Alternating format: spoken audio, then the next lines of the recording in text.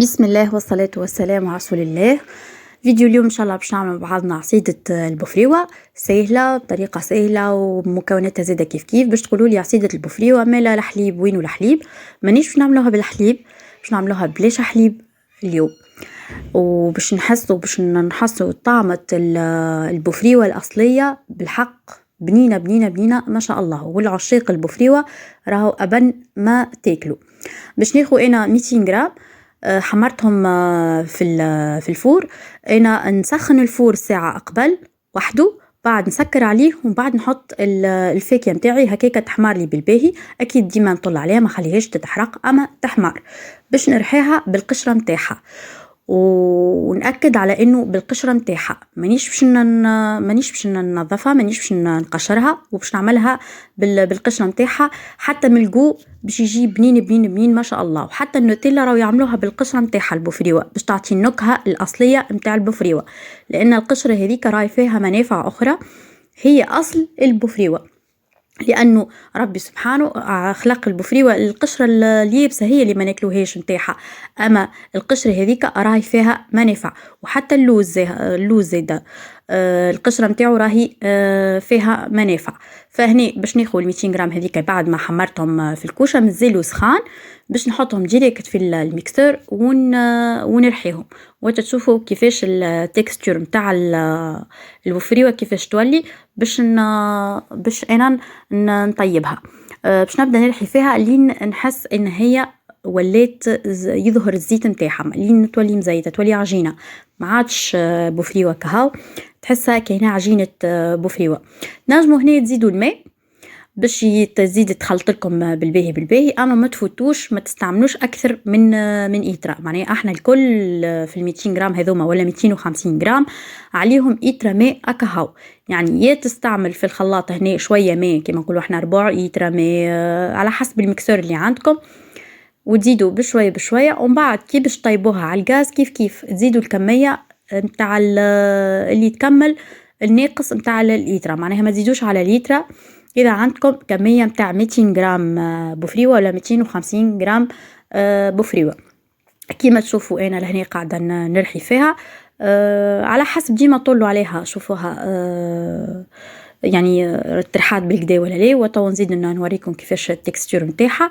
وديما تحفظوا على الميكسور نتاعكم ديما ارحيوا ورتحوا ارحيوا ورتحوا باش ما تتهلك لكمش الماكينه نتاعكم.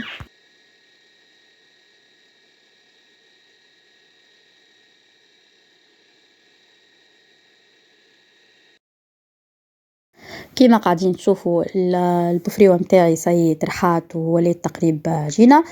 تنجموا تستعملوا الطريقه مش تعجنوها وحدك هاو كيما قلت لكم، تزيدوا الماء وتزيدوا مغرفتين فرينه على 200 غرام، معناها 100 غرام عليها مغرفه فرينه، وتزيدوا معها السكر على حسب ذوقكم، ومغرفتين نشاء ولا مغرفه نشاء على حسب كيفاش تحبوها، عاقده بزيت ولا تحبوها جاريه اذا يقعد لكم انتم.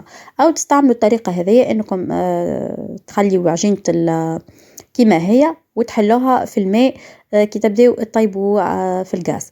معناها الروسيت بالضبط باش تعمل 250 غرام بوفريوه عليها مغرفتين ولا مغرفتين ونص فرينه ومغرفتين نشاء وعليهم السكر حسب الذوق، والايترا ماء ما تفوتوش ايترا ماء هكاكا تجيب لكم خفيفه وسريعه. وكما قلت لكم تنجموا تخلطوها الكل في الميكسور باسرع وقت وتحضر لكم فيسع فيسع اللي تبدا مزروبه وتحب تعمل هكا عصيده بنينه ومنافعه لوليداتها ولا للعشويه ولا الضيف ولا اي حد.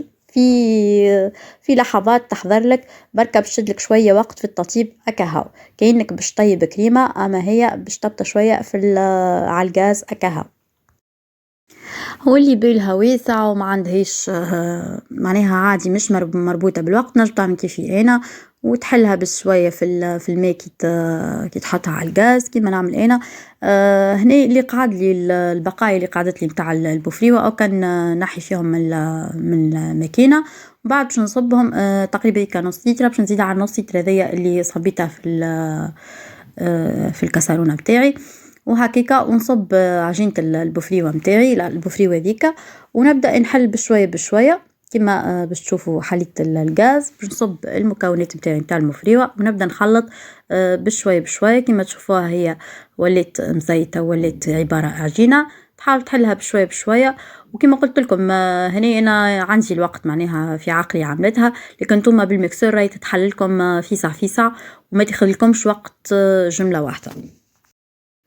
وكل مرة تزيدوا مكون، أنا حطيت السكر معاها وخلطت تقريبا استعملت لهنا 5 مغارف سكر، منحبهاش حلوة برشا.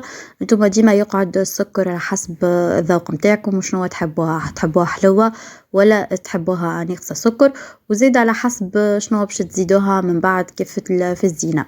هني هذيا المغرفتين فارينة زادا كيف باش نخلطهم معاهم.